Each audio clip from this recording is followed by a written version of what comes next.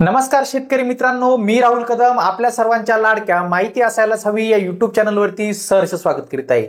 शेतकरी मित्रांनो, आज आपण या व्हिडिओमध्ये समजून घेणार आहोत की आपण फार्मर आयडी कशा पद्धतीने काढू शकतो, त्यासोबत फार्मर आयडी काढण्याचे शेतकऱ्यांना कोणकोणते फायदे होणार आहेत याच विषयाची सविस्तर माहिती जाणून घेण्याचा प्रयत्न आज आपण या व्हिडिओमध्ये करणार आहोत। आपण माहिती असायलाच हवी या युट्यूब चॅनलवरती पहिल्यांदा असाल हा युट्यूब चॅनल नक्की सबस्क्राईब करा, त्यासोबत शेजारी बेल आयकॉन दाबायला विसरू नका। तर चला सुरू करूया आजचा हा व्हिडिओ।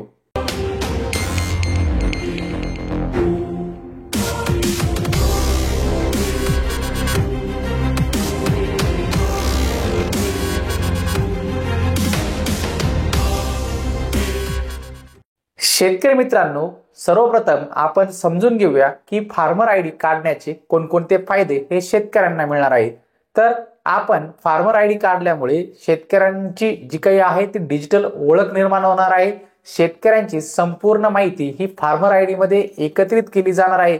त्यामुळे कोणत्याही शेतीविषयक योजनांचा फॉर्म भरताना आपल्याला सोयीस्कर होणार आहे। सर्व माहिती एकत्र असल्यामुळे यापुढे कोणत्याही ठिकाणी कागदपत्र देण्याची गरज ही शेतकऱ्यांना पडणार नाहीये। भविष्यात येणाऱ्या शासकीय योजनांचा लाभ घेण्यासाठी शेतकऱ्यांना फार्मर आयडी आवश्यक आहे।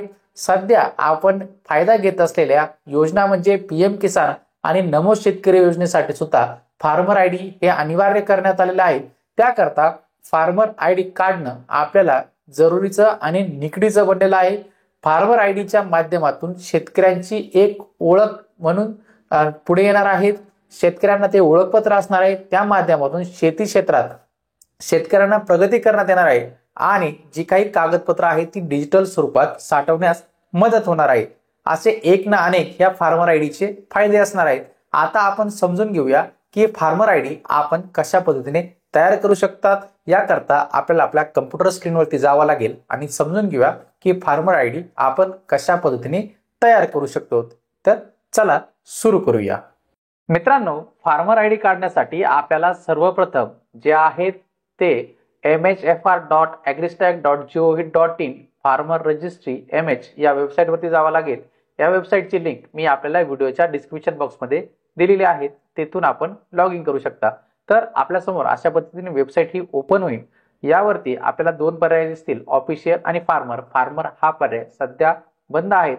जे आहेत फार्मर आयडी काढण्यासाठी आपल्याला लॉग इन विथ सीएससी करावं लागेल किंवा सीएससी सेंटर यांच्याकडे जाऊनच आपण आपलं फार्मर आयडी हे डाउनलोड करू शकता। तर याकरता आपल्याला काय करायचं आहे, लॉग इन विथ सीएससी या पर्यायावरती क्लिक करायचं आहे।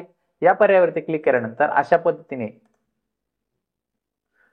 जे आहे सीएससीचं लॉग इन हे ओपन होत असतं। सीएससीच्या लॉग इन आयडीवरतून लॉग इन केल्यानंतर आपल्याला जे आहेत येथे शेतकऱ्याचा जो काही आधार कार्ड नंबर असेल तो आधार कार्ड नंबर इथे टाकायचा। शेतकऱ्याचा आधार कार्ड नंबर टाकल्यानंतर आपल्याला बॉक्सच्या बाहेरील बाजूस हे क्लिक करायचं आहे। बाहेरील बाजूस क्लिक केल्यानंतर अशा पद्धतीने इथे ओटीपी हा सेंड झालेला आहे, तर ओटीपी आपण इथे टाकून घ्यायचा आहे। ओटीपी टाकल्यानंतर व्हेरीफाय या पर्यायावरती आता क्लिक करायचं आहे। आपला जो काही आधार कार्ड नंबर आहे तो व्हेरीफाय झालेला आहे। व्हेरीफाय झाल्यानंतर आपण आता इथे शेतकऱ्याचा जो काही मोबाईल नंबर आहे तो मोबाईल नंबर आपण इथे टाकून घ्यायचा आहे।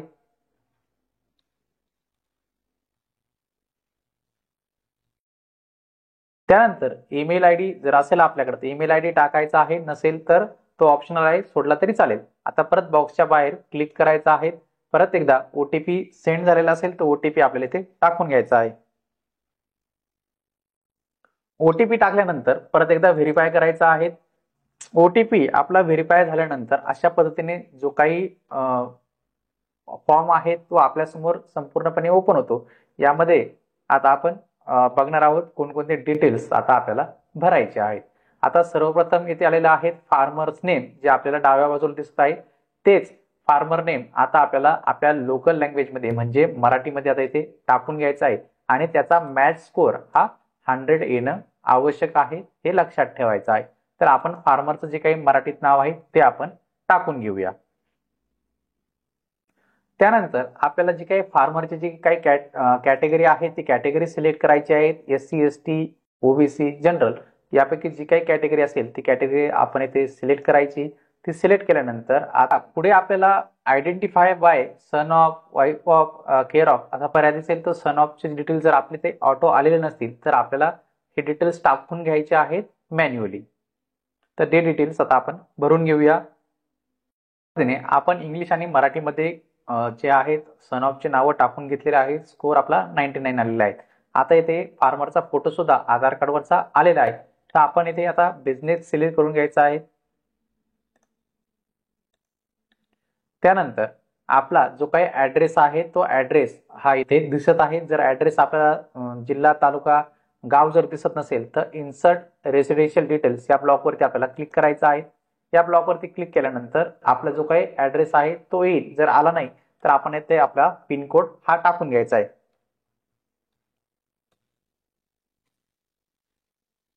आणि आपले तालुका सिलेक्ट करायचा आहे. त्यानंतर आपलं गाव जे आहे ते सिलेक्ट करायचं आहे. त्यानंतर आपल्याला खाली जो काही पर्याय दिसत आहेत लँड ओनरशिप डिटेल्स, तर इथे ऑनर टाकायचं आहे. ऑनर टाकल्यानंतर आता आपल्याला आपली जी काही लँडची डिटेल्स आहेत, जागेची डिटेल्स आहेत जमिनीच्या, त्या आपल्याला येथे भरायच्या आहेत. तर इथे सर्वप्रथम आपण फेच डिटेल्स या पर्यायावरती क्लिक करायचं आहे. येथे आपला जो काही जिल्हा आहे तो निवडायचा. त्यानंतर आपला तालुका निवडायचा, आपलं गाव निवडायचं.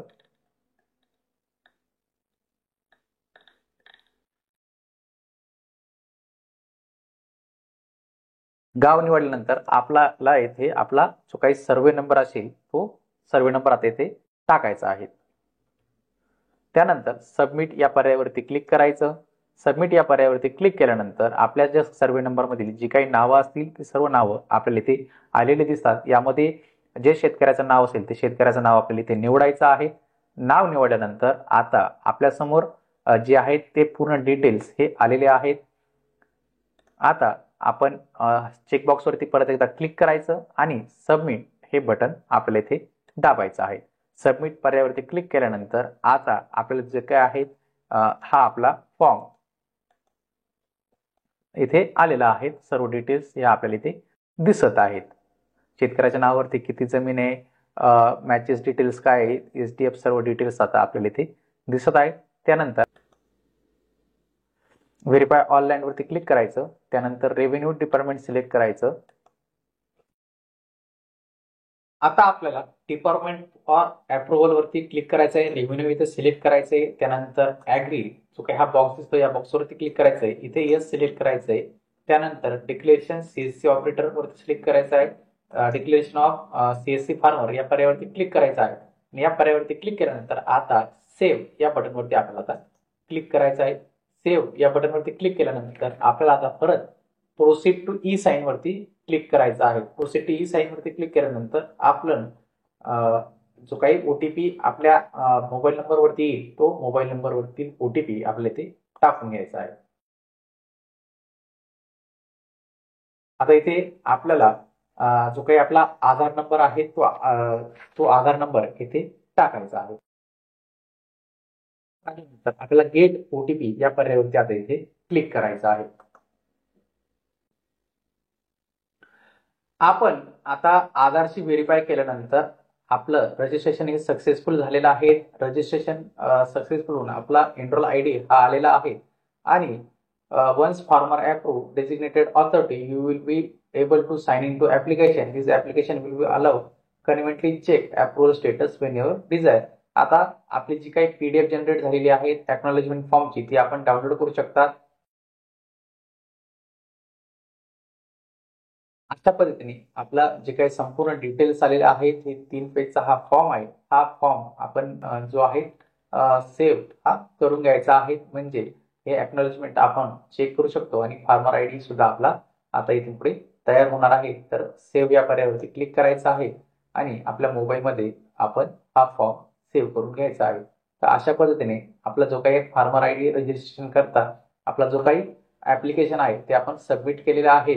आणि आपण याचं ट्रॅकिंग सुद्धा कशा पद्धतीने करू शकतो ते आपण बघणार आहोत.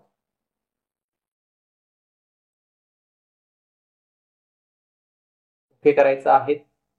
काही ऍप्लिकेशनचं स्टेटस आहे ते 4 ते 5 दिवसानंतर आपल्याला चेक करता येणार आहे. त्याकरता आपल्या इथे आपला जो काही आधार नंबर असेल तो आधार नंबर टाकायचा आहे, व्हेरीफाय करायचं आहे आणि आपलं जे काही स्टेटस आहे ते आपल्याला इथेच बघता येणार आहे. तर मित्रांनो, आज या व्हिडिओमध्ये आपण समजून घेतलेलं आहे की आपण फार्मर आयडी करता ऍप्लिकेशन कशा पद्धतीने करू शकतो, याची संपूर्ण प्रोसेस जाणून घेण्याचा प्रयत्न आज आपण केलेला आहे. आपल्याला आजचा हा व्हिडिओ आवडला असेल, आपण माहिती असायलाच हवी या युट्यूब चॅनलवरती पहिल्यांदा आला असाल, हा युट्यूब चॅनल नक्की सबस्क्राईब करा. त्यासोबत शेजारी बेल आयकॉन दाबायला विसरू नका. भेटूया पुढील व्हिडिओमध्ये. धन्यवाद.